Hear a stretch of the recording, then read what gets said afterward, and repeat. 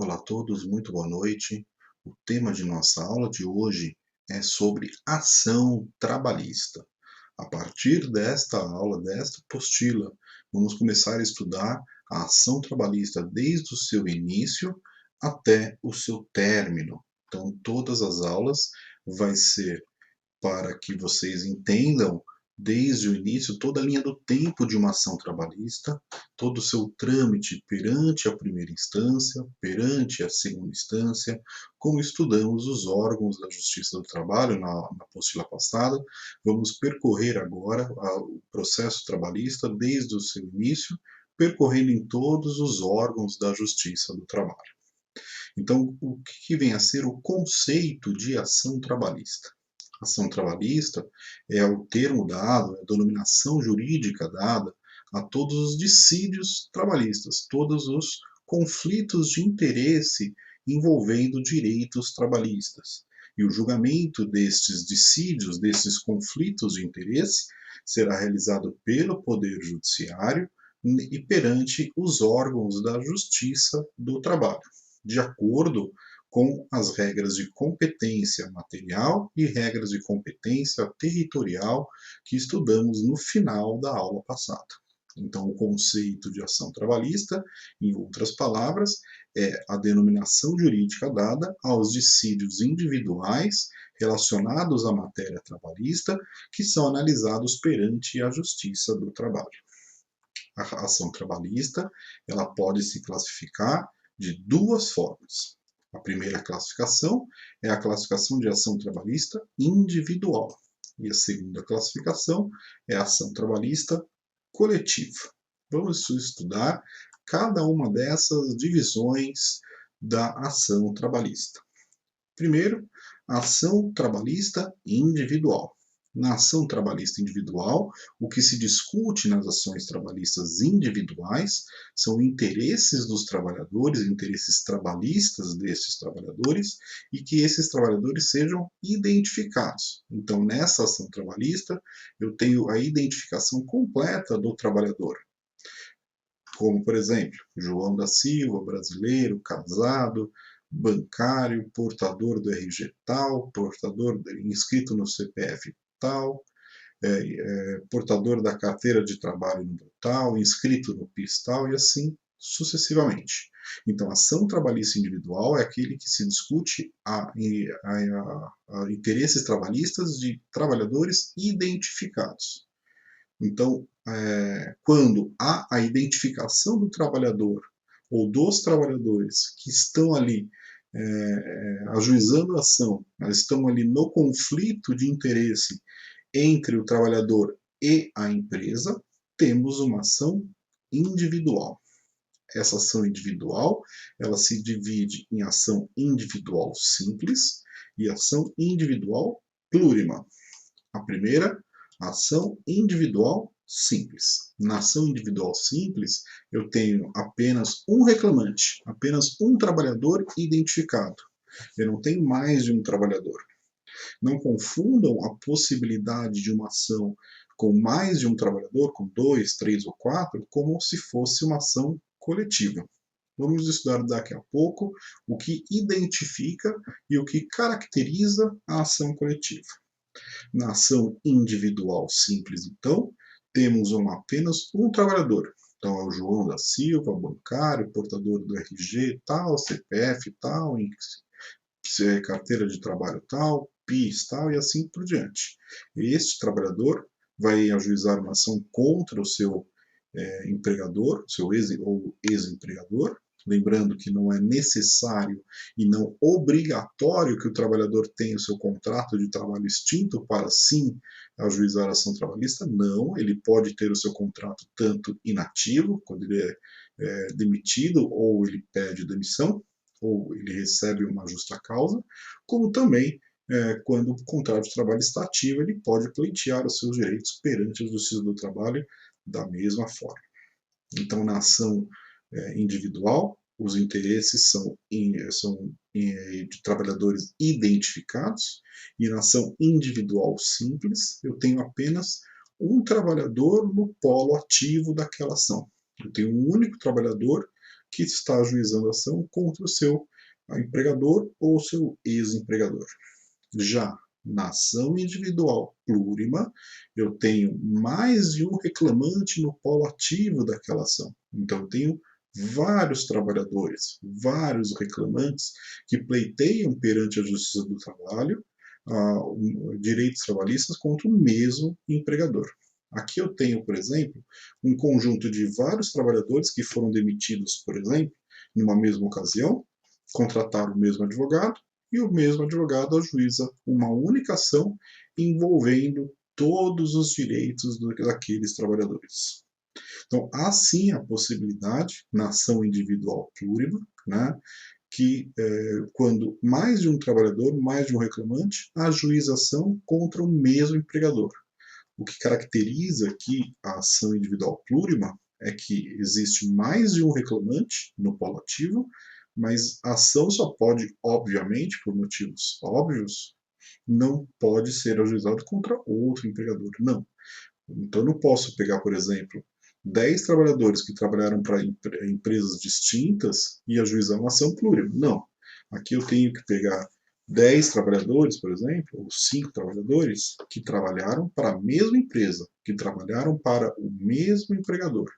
Então, só posso ter uma ação individual plurima quando eu tenho muitos trabalhadores, 2, 3, 4, 10, 20, 30 trabalhadores no polo ativo da ação, contra o mesmo empregador, contra o mesma empresa que tinha ou tem o contrato de trabalho ativo ou inativo daqueles trabalhadores.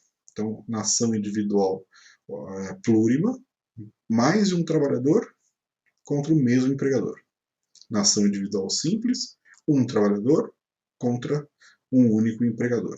Essa é a diferença, então, entre ação individual simples e ação individual plurima. Na ação coletiva, eu tenho, diferente da ação individual, eu tenho os interesses da categoria profissional. Aqui eu tenho as ações que são ajuizadas por sindicatos para discutir e defender os seus trabalhadores representados.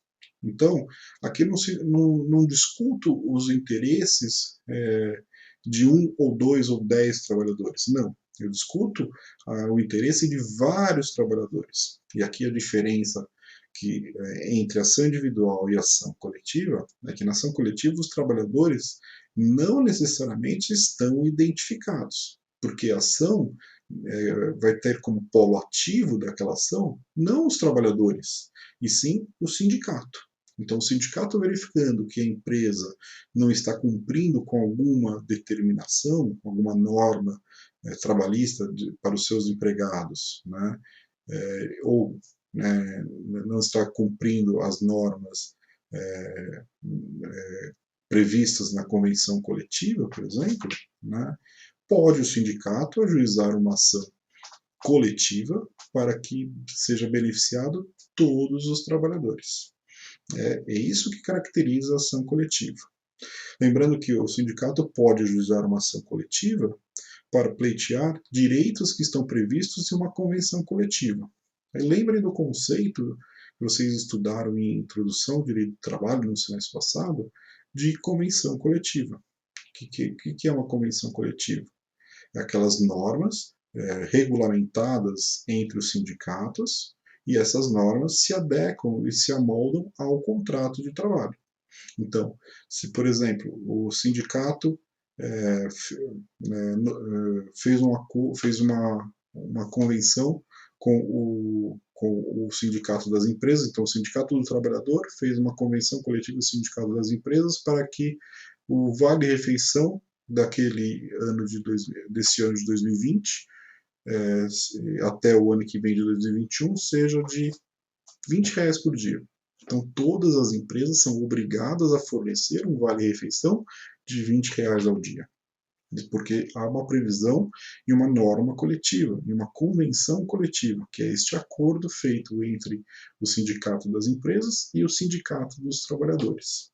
O sindicato dos trabalhadores cria uma pauta de reivindicação, passa para o sindicato das empresas e eles começam a negociar para chegar ali num denominador comum e essas regras aprovadas e constantes da convenção coletiva são de obrigação, são obrigatórios para ser seguido por todas as empresas daquela categoria profissional. Então, na ação coletiva, há uma discussão de direitos trabalhistas de toda a categoria. Então, o Sindicato dos Bancários, por exemplo, pode ajuizar uma ação coletiva para beneficiar todos os bancários. O Sindicato dos Metalúrgicos, por exemplo, pode ajuizar uma ação trabalhista coletiva para beneficiar todos os trabalhadores metalúrgicos de uma determinada base territorial. Então, isso é a ação coletiva. Exemplos de ação coletiva tem infinitas formas de termos uma ação que beneficia a coletividade. Como, por exemplo, o dissídio de greve. Se há uma greve, por exemplo, o sindicato pode entrar com uma ação para se discutir ali quais são os direitos que aqueles trabalhadores estão pleiteando na greve. Uma ação de cumprimento é um outro exemplo de uma ação coletiva, onde a empresa, o sindicato vai entrar com uma ação contra a empresa para obrigar aquela empresa a cumprir aquilo que está previsto na convenção coletiva. E esta ação vai obrigar toda a empresa a cumprir aquelas obrigações da convenção coletiva e vai beneficiar toda a categoria profissional. Então, há vários exemplos, né, há várias formas de termos uma ação coletiva, e o que caracteriza a ação coletiva, importante dizer, é os interesses da categoria. Diferentemente da ação individual, eu não tenho aqui a identificação dos trabalhadores. Na ação coletiva, eu tenho o sindicato como polo ativo, como reclamante da ação, né, como autor da ação, e tenho a empresa como reclamada, como ré da ação. Então, toda a sentença que julgar procedente uma ação coletiva, por exemplo, vai beneficiar a totalidade ali da categoria. Portanto, dizer que tudo em ação, seja individual ou coletiva, depende ali de provas. Né? Sem provas eu não consigo ali angariar o meu objetivo. Então, ajuizado uma ação individual, o beneficiário dessa ação individual vai ser só aquele trabalhador que ajuizou a ação. Ajuizada uma ação coletiva pelo sindicato, aí o beneficiário daquela decisão trabalhista, daquela sentença trabalhista, vai ser toda a categoria. Isso aqui identifica e caracteriza a ação individual da ação coletiva. Então, essas são as classificações da ação trabalhista. A individual temos a individual simples, a individual plurima, e a coletiva é aquelas ações que vão beneficiar a coletividade, toda ali a categoria profissional. Próximo, ritos procedimentais ou procedimentos da ação trabalhista. Temos 3 tipos de procedimentos de ações trabalhistas.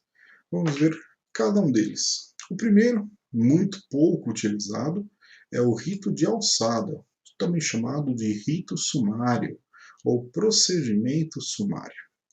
Procedimentos sumários são ações extremamente simples, o valor da causa não vai superar 2 salários mínimos. Então, e o salário mínimo nesse caso é o salário mínimo federal. Agora, em 2020, o salário mínimo está em R$ 1.045.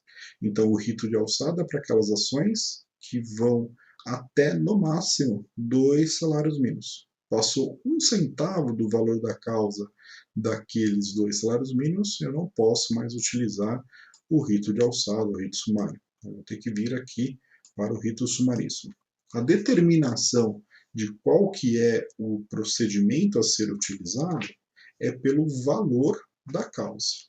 Então, quanto menor o valor, mais simples o processo, mais simples a ação, e as regras são também mais rígidas, porque esses processos mais simples tendem a ser julgados mais rápido. Então, processos mais simples, né, valores menores. Então, o rito de alçada são aquelas ações extremamente simples, o valor da causa dessas ações não supera 2 salários mínimos, né? E o salário mínimo sempre, a base do salário mínimo vai ser sempre o salário mínimo federal, tá? Importante dizer isso. Nessas ações de rito de alçada ou rito de sumário, a sentença que proferida nesse tipo de ação não cabe qualquer recurso. Só vai caber recurso em duas hipóteses: quando aquela sentença violar a Constituição Federal ou quando for parte ré naquele processo de alçada o poder público. Então, se houver ali, se houver uma condenação ao poder público ou se houver a violação à Constituição Federal, aí eu posso ajuizar, aí eu posso interpor um recurso da decisão do rito de alçada. Então, esta limitação de recurso é só para este rito de alçada, o rito sumário. Então, os procedimentos de rito sumário, da sentença proferida deste processo, só vai caber recurso se houver afronta, se houver violação à Constituição Federal ou se houver ali uma condenação ao poder público. Então, este é o rito de alçada. Próximo, o rito sumaríssimo. O rito sumaríssimo é aquelas ações intermediárias, elas estão acima do rito de alçada, ou seja, são aquelas ações que têm mais de 2 salários mínimos como valor da causa e menos de 40 salários mínimos. Então, até 40 salários mínimos e mais, de 2 salários mínimos, o rito é o rito sumaríssimo. Então, todos os processos que têm mais de 2 salários mínimos, né? Então 2 salários mínimos e 1 centavo, e menos de 40 salários mínimos, eu utilizo pelo rito rito sumaríssimo, que é o rito intermediário, é o procedimento intermediário. Lembrando que esses procedimentos são a forma que o processo vai correr. Dependendo do tipo de processo, o tipo 1, que é o tipo de alçada que vimos, e agora esse tipo 2, que é o tipo do rito sumaríssimo, vai ser o processo vai correr de uma determinada forma prevista ali na lei. No rito sumaríssimo eu tenho algumas características principais. Vamos citar algumas delas, né? Primeiro, a ação ela tem que ser julgada, né, em até 15 dias. Então, eu iniciado o processo, ou seja, ajuizado, distribuída a ação trabalhista do rito sumaríssimo, o julgamento tem que ser extremamente rápido. 15 dias da data da distribuição tem que ser apreciado ali o pedido daquele processo. Não posso utilizar no rito sumaríssimo como parte, ou seja, a ré no processo, nunca pode ser o poder público no rito sumaríssimo. Se houver uma ação entre 2 e 40 salários mínimos em que é parte o poder público, eu tenho que utilizar o último, que é o rito ordinário. Então, essa é uma outra possibilidade. A próxima possibilidade é a proibição de citação por edital.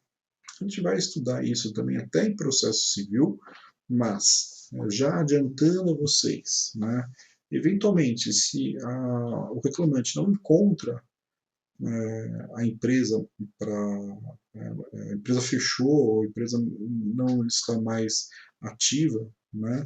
Lembrando que toda vez que ajuiza uma ação, o juiz tem que dar conhecimento dessa ação ao a reclamada, a empresa, que é o que a gente chama de citação. Se a gente não encontra a empresa, porque a empresa fechou, eu tenho que tentar localizar aonde a empresa eventualmente se mudou. E na eventualidade, se ela realmente não está em local incerto, eu posso também tentar a citação na pessoa dos sócios, né? E se eu não encontro os sócios, como última alternativa, é a citação por edital, na qual é publicado uma notícia daquele processo, né, uma notícia entre aspas, é publicado no jornal a informação de que a empresa do processo tal está em local incerto não sabido, e aí a pessoa, e aí a partir da publicação dessa notícia no jornal, a empresa ali está citada. Né? Isso é a citação por edital. Quando eu não encontro a empresa ou o sócio daquela empresa, eu posso tentar ali a citação daquela empresa, né, por edital, onde eu publico a informação daquele processo em um jornal e a partir da data da publicação dessa informação, na qual a gente chama de edital, a empresa está citada. Lembrando que no rito sumaríssimo eu não posso utilizar desse tipo de citação. Então, se eventualmente for necessário utilizar essa citação por edital, eu tenho que mudar ali o procedimento para o rito ordinário. Todos os pedidos devem ser líquidos, né, determinados, ou seja, eu preciso colocar valor a cada uma dos pedidos. Isso foi uma alteração até da reforma trabalhista, né, porque agora todos os tipos de ação, tanto no de alçada, sumaríssimo e ordinário, é obrigado a colocar os pedidos de forma líquida, né? Eu preciso liquidar os pedidos, antigamente eu não precisava, né? A audiência é sempre una, ou seja, eu não posso dividir essa audiência. Né? O que é audiência una? Nessa mesma audiência é tentado um acordo, nessa mesma audiência é realizado as provas testemunhais, depoimento pessoal, todas as provas vão ser realizadas no mesmo dia e o julgamento também é feito também no mesmo dia, além do juiz prorrogar o resultado para ser publicado no Diário Oficial. Mas, via de regra, a audiência no procedimento sumaríssimo é una. Uma outra alternativa, uma outra característica do rito sumaríssimo é a quantidade de testemunhas. Eu tenho aqui somente 2 testemunhas aqui de cada parte no rito sumaríssimo. Lá no rito ordinário, eu tenho 3 testemunhas de cada parte. Né? Diferentemente do rito sumaríssimo, no rito, no rito ordinário, eu tenho 3 testemunhas, possibilidade de 3 testemunhas do reclamante, 3 da reclamada. No rito sumaríssimo, só pode cada parte. O reclamante só pode levar 2 testemunhas e a reclamada também só pode levar 2 testemunhas. No rito sumaríssimo, na eventualidade de ser feita uma perícia, né, uma prova pericial, a necessidade de um exame técnico, como um exame médico, por exemplo, né, o trabalhador sofreu um acidente, precisa ser feito uma perícia ali médica para saber se realmente a causa do acidente foi ali a culpa da empresa, né, o que a gente chama de nexo de causalidade, quando o acidente ocorreu por conta da atividade daquele trabalhador na empresa. Né? Então, no rito sumaríssimo, se eu tiver que realizar uma perícia, ela tem que ser feita neste prazo de 30 dias. Né? E as partes têm que se manifestar sobre esse laudo em 5 dias aí cada uma. Então, no caso de realização de perícia, ela tem que ser feita neste prazo de 30 dias, né? E as partes têm um prazo de 5 dias aí para se manifestar sobre ali o que o perito disse. Todas essas regras, pessoal, é sempre pelo rito sumaríssimo, tá? O rito ordinário, as regras são um pouquinho diferentes, tá? No recurso ordinário, que é o recurso da sentença, a gente vai estudar recursos nesse semestre ainda, né? Então, interposto recurso ordinário, o relator, que é um dos magistrados que julga o processo, lembrando que quando o processo é julgado na segunda instância, ele é julgado por 3 juízes, né? E um deles dá-se o nome de relator, ele deve analisar aquele recurso no prazo ali de 10 dias. Né? Tem esse prazo por conta do rito sumaríssimo. Vejam que essas limitações temporais do rito sumaríssimo tem o objetivo de cada vez mais demonstrar que o rito sumaríssimo é um procedimento muito rápido. Né? Tem essas limitações temporais exatamente para o processo andar mais rápido, por conta até da limitação de valor também. Né? Eu tenho acima de 2 e abaixo de 40 salários mínimos. Né? E o recurso de revista, né, que é um recurso que é analisado pelo órgão chamado de Tribunal Superior do Trabalho, já vimos que é a última instância da Justiça do Trabalho. Então, o recurso de revista só é cabível no rito sumaríssimo quando há afronta ou à Constituição Federal ou alguma norma, alguma súmula do TST. Súmulas são entendimentos consolidados jurisprudenciais do Tribunal Superior do Trabalho. Então, quando há várias jurisprudências entendendo uma situação jurídica, interpretando uma situação jurídica trabalhista no mesmo sentido, que a gente chama de jurisprudência, dependendo da quantidade de julgados no mesmo sentido, há a possibilidade de formação de uma súmula, que é um entendimento consolidado do Tribunal Superior do Trabalho. Então, o recurso de revista só é cabível no rito sumaríssimo quando houver afronta à Constituição Federal ou à súmula do TST. Há outras possibilidades de eu interpor o recurso de revista, vamos estudar recursos mais para frente, mas para o rito sumaríssimo há essa limitação de cabimento. Eu só posso interpor o recurso de revista no rito sumaríssimo quando há violação à Constituição Federal ou à súmula do TST. Essas são as regras aí do rito sumaríssimo. E por último, o rito ordinário. O rito ordinário é o rito mais comum, né? São aquelas ações cujo valor da causa ele não ultrapassa 40 vezes o salário mínimo. Então, sempre que ultrapassar 40 vezes o salário mínimo federal, eu tenho que utilizar o rito ordinário. Então, voltando. Rito de alçada, até 2 salários mínimos. Rito sumaríssimo, entre 2 e 40.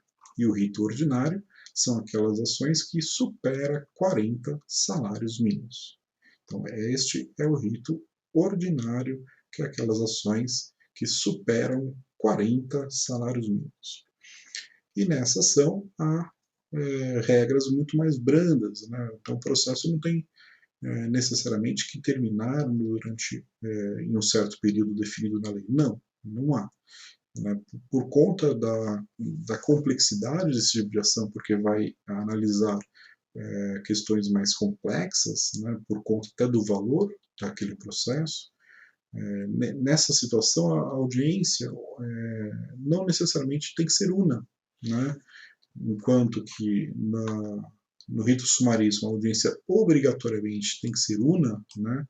Ou seja, conciliação, provas, apresentação de defesa, julgamento, tudo no mesmo ato processual. No rito ordinário, não. O juiz pode dividir se ele quiser. Ele pode dividir a audiência una, fazer uma audiência de conciliação, né, e depois realizar ali, depois da conciliação, realizar num outro dia uma audiência de instrução, uma audiência para ali colheita das provas. Então ele pode dividir essa audiência. Muitos juízes utilizam dessa prática, né, de dividir a audiência de conciliação e depois as audiências de instrução, que é a audiência para colheita de provas. Principalmente aqui, agora no momento que estamos passando de pandemia, isso cada vez mais está sendo utilizado, do juiz dividir aí a audiência por conta das audiências estão sendo feitas de forma telepresencial, então os juízes estão ali dividindo a audiência em dois momentos. No primeiro momento, uma tentativa de acordo, uma audiência de conciliação, e depois realiza a colheita de provas numa outra data. Então, na audiência de instrução, que vai ser ouvido ali o reclamante, a reclamada, vai ser ouvido as testemunhas, tanto do reclamante quanto da reclamada, e aí o processo depois é julgado. Então, no rito ordinário, pode haver essa divisão. Uma outra diferença entre o rito ordinário e o rito sumaríssimo é a quantidade de testemunhas, como eu disse. No rito ordinário, eu tenho ali a possibilidade de 3 testemunhas de cada parte, enquanto que no rito sumaríssimo eu só posso 2 testemunhas de cada parte. Além disso, né, diferentemente do rito sumaríssimo, né, o rito ordinário pode ter ali a citação por edital, né, Havia, isso aqui é uma regra que não está mais presente, tá? Havia a possibilidade de eu formalizar pedidos de forma ilíquida, né? Isso foi uma alteração da reforma trabalhista, né? Agora todos os pedidos têm que ser feitos de forma líquida, então essa regra não mais se aplica, né? E tanto o recurso ordinário quanto o recurso de revista segue aí a regra geral, não há ali limitação qualquer para eu interpor esses recursos. Então ele vai seguir as regras previstas aí na CLT, todas as possibilidades de cabimento do recurso ordinário e também do recurso de revista vão ali ser possível. Vamos estudar depois cada um dos recursos, tá? Mas não há nenhuma limitação, é isso que eu quero que vocês entendam agora, no rito ordinário não há nenhuma limitação para a interposição do recurso ordinário e do recurso de revista. O recurso de revista segue lá, por exemplo, todas as hipóteses de cabimento do artigo 896 da CLT. São três as hipóteses de cabimento do recurso de revista previsto no artigo 896 da CLT. Né? Para o rito sumaríssimo, não. Recurso de revista só pode quando afrontar a Constituição Federal ou súmula do TST. A gente vai estudar na apostila de recursos, mais para frente, outros cabimentos aí do recurso de revista. Mas para o sumaríssimo, é só assim. Afronta a Constituição Federal ou súmula do TST. Para o rito ordinário, não. Eu tenho todas as possibilidades, todas as três possibilidades de apresentação do recurso de revista quando eu estou em um processo de procedimento ordinário, de rito ordinário. Então, com isso, então, encerramos a aula de hoje, encerramos também essa apostila 2. Vimos hoje o conceito de ação trabalhista, a sua classificação, que é a ação individual, que se subdivide em ação individual simples e ação individual plurima. Vimos também a classificação da ação coletiva, né? E os três ritos procedimentais, os três procedimentos aí da ação trabalhista: o rito de alçada, o rito sumaríssimo e, por último, o rito ordinário. Gostaria de pedir sempre a todos que frequentem as aulas do Microsoft Teams para esclarecimento de todas as dúvidas, também para a resposta aos questionamentos feitos em aula, e estou sempre à disposição de todos para esclarecimento de quaisquer ali dúvidas com relação à aula expositiva. Bom estudo a todos e até uma próxima oportunidade. Boa noite.